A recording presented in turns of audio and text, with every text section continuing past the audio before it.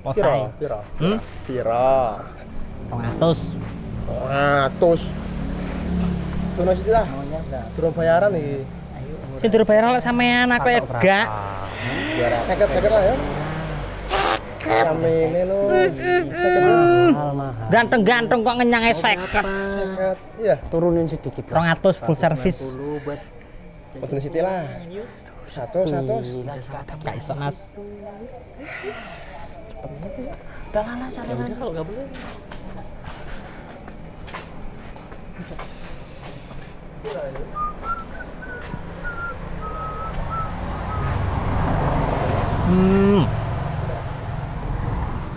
Iro 200, Mas.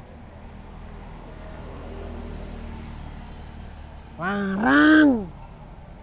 Full service kok larang sih, Mas? 180. 20 tak gawe bensin. Full service kok koyo ngenyang Brambang. Sepi aku, gak ono kiriman. Selak kebelet aku. 180 gelem tak gak? Gak gelem ya wis. Ya wis, ge pelaris. Ayo. Nah, lah ngono sih.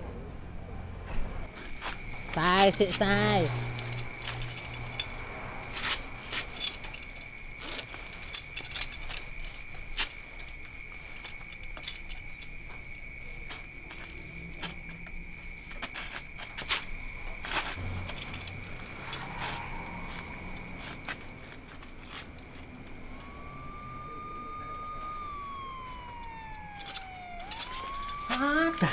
Cuk, durung metu ono polisi. Cepetan.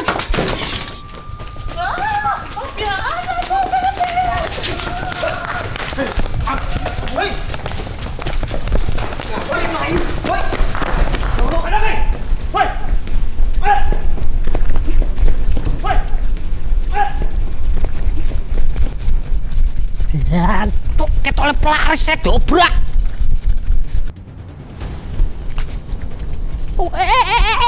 Ih.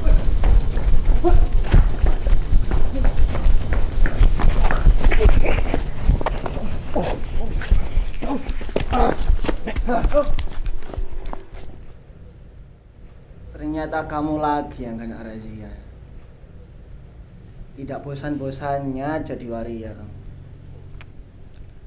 Kan sudah tahu kalau seperti ini akibatnya. Ya tahu, Pak. Biasa saja. Saya tidak tergoda. Kok Tapi kenapa, Pak?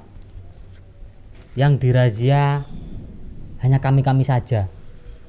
Kami kan tidak pernah merugikan orang lain dan tidak pernah memaksa orang lain. Kan tidak harus dengan cara seperti ini. Banyak perusahaan-perusahaan dan kantor-kantor itu membuka lowongan pekerjaan. Kalau kayak kamu gini tuh loh, bikin malu daerah saja. Pak, apa Bapak pernah membayangkan jika nasib anak Bapak sama seperti saya? Hei, Panci! Jaga bicaramu ya. Di hadapan kamu itu siapa? sudah. Jangan tersulut emosi.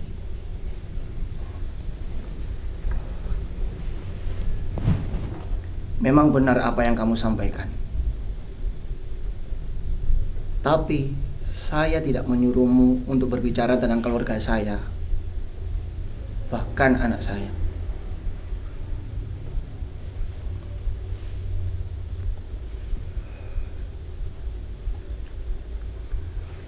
Karena anak saya sudah saya didik dengan benar. Kemungkinan besar dia sudah tahu mana perkara yang baik dan buruk. Itu masih kemungkinan, Pak. Dan masih banyak kemungkinan-kemungkinan yang lain juga. Sayangnya saya tidak berpikir tentang kemungkinan yang tidak jelas seperti apa yang kamu sampaikan. Karena saya yakin anak saya pasti tahu dan mengerti tentang nasihat yang sudah saya berikan.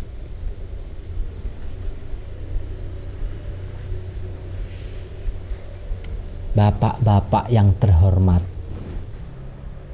kenapa hanya berani menangkap waria malang seperti saya? Kan masih banyak pelaku kejahatan di luar.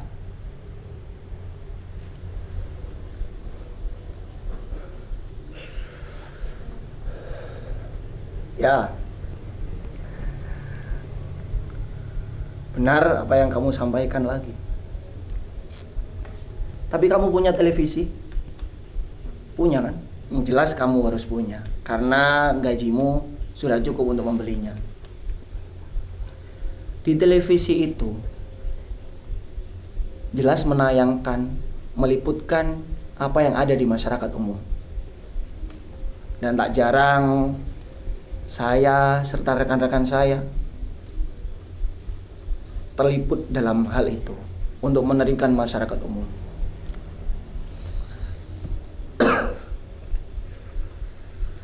Lantas kenapa saya canggung untuk menangkapmu? Bapak terlalu sibuk menangkap bajingan besar dan menampakkan wajah di televisi. Apa Bapak pikir nasib masyarakat kecil yang mempunyai traumatik yang serius? Paling juga soal kamu yang miskin. Diam. Di mana etikamu?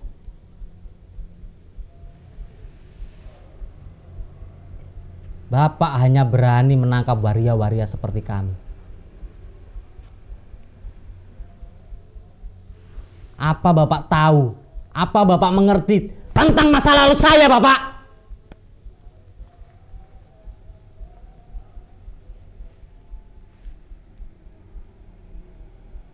Pak, saya prihatin melihat Bapak menjadi kacung-kacung pemerintahan yang hanya menangkap waria-waria seperti kami.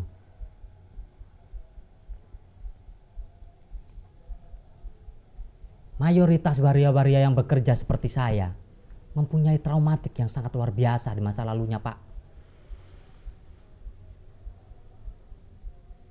Termasuk saya.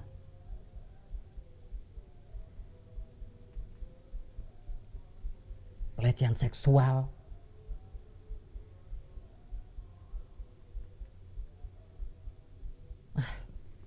percuma berdongeng dengan Bapak. Toh bapak-bapak ini menyebut kami, menyebut saya sampah masyarakat. Jangan terprovokasi. Coba diulang sekali lagi. Pendengaran saya tidak terima atas tuduhanmu yang mengatakanku bahwa kau adalah sampah masyarakat. Saya hanya menjalankan tugas sesuai dengan undang-undang. Dan perlu kamu ingat, jika kamu mau berbicara, pikirkanlah lagi. Pengalamanmu lebih jauh daripada saya. Tapi tidak dengan pengalaman kelam dan buruk. Saya pun demikian, Pak. Saya menjalankan tugas dengan hati dan kasih sayang demi keluarga saya. Lantas, kalau keluargamu tahu kalau pekerjaanmu seperti ini, bagaimana mereka? Apakah dia tidak malu? Apapun yang terjadi, yang terpenting keluarga saya bisa makan. Apakah kalian pernah memperhatikan anak-anak di luar sana yang mempunyai kehidupan kurang layak? Katanya anak-anak adalah generasi bangsa. Itu semua cuma bualan omong kosong semata bagi mereka yang bernasib malang seperti saya. Lalu, kemana kalian ketika korban-korban seksual itu jadi seperti saya?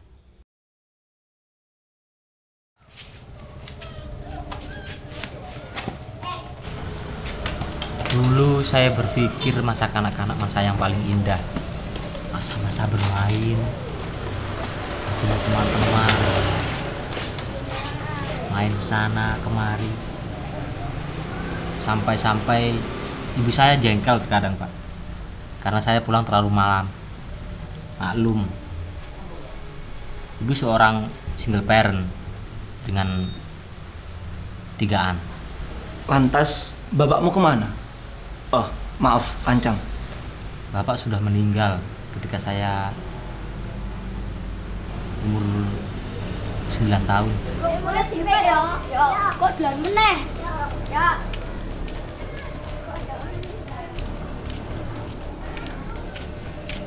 Ketika perjalanan pulang,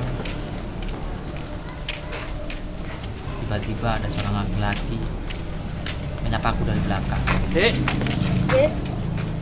omae ndi? Temen iku lho. Ayo melu omae. Usah tak kenal cepet. Pengen Indonesia kamu.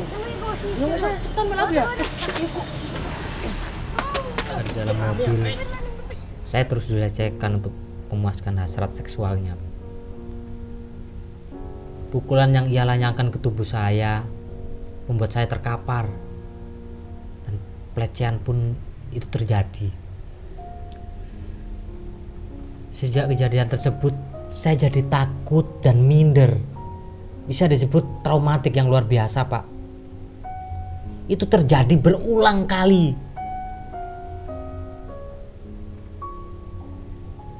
Sampai akhirnya saya jadi seperti ini. Biar saya saja yang menanggung semua ini, Pak. Apakah orang itu masih mengincarmu? Orang itu tidak pernah menemui saya lagi, Pak. Tapi tahu namanya? Saya tidak tahu pasti namanya, tapi saya ingat betul wajahnya, Pak. Dan saya juga tahu persis orang yang sudah terjaring razia mempunyai kepalsuan seperti kamu. Maksudnya, Pak? Sudah, kamu harus masuk rehabilitasi. Tidak akan pernah, Pak. Saya tidak kamu mau cepat bawa dia. Cepat input data sekarang. Ikuti kata-kata petugas. Atau dudukkan. Saya punya tawaran menarik. Kamu tidak akan saya razia lagi dan akan saya bebaskan. Jika apa, Pak? santai, relax. Jika penghasilanmu setiap hari setor pada saya, minimal 70 atau 50% lah. Brengsek. Itu masih tawaran. Kamu bisa memikirkan lagi. Gimana?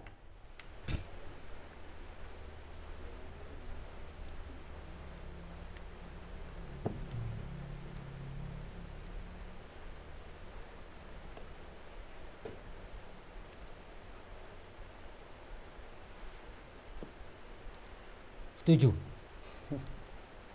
Baik, 50% saya kira sudah cukup. Yang penting lepaskan saya dan jangan pernah tangkap saya lagi. Baik, sepakat. Dah, lepaskan dia.